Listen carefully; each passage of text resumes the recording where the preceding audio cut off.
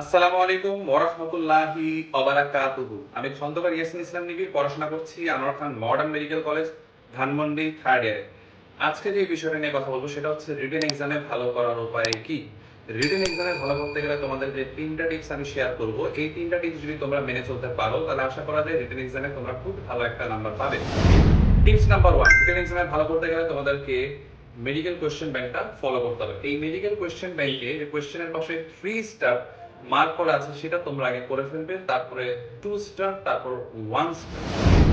Tips number 2, written এক্সামে ভালো করতে গেলে তোমাদেরকে ডায়াগ্রাম বেশি বেশি আঁকতে হবে বা ফিগার আঁকতে হবে। এই ক্ষেত্রে তোমরা 4টা কালার ইউজ করতে পারো।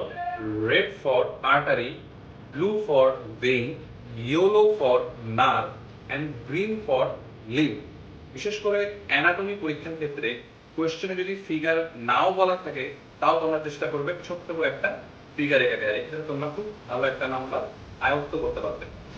টিপস নাম্বার 3, রিটেন এক্সামে ভালো করতে গেলে তোমাদেরকে ব্লু কালার হেডিং দিতে হবে, পাশাপাশি পয়েন্ট করে লিখতে হবে এবং ফ্লো চার্ট দিয়ে লিখতে হবে। এই 3টা টিপস যদি তোমরা মেনে চলতে পারো তাহলে ইনশাআল্লাহ আশা করা যায় তোমরা রিটেন এক্সামে খুব ভালো একটা নাম্বার আয়ত্ত করতে পারবে। তোমাদের যদি কোনো কিছু বলার থাকে তাহলে তোমরা আমাকে কমেন্ট সেকশনে জানাতে পারো। তোমাদের সাথে আবারও কথা হবে। তোমরা সবাই ভালো থেকো, সুস্থ থেকো।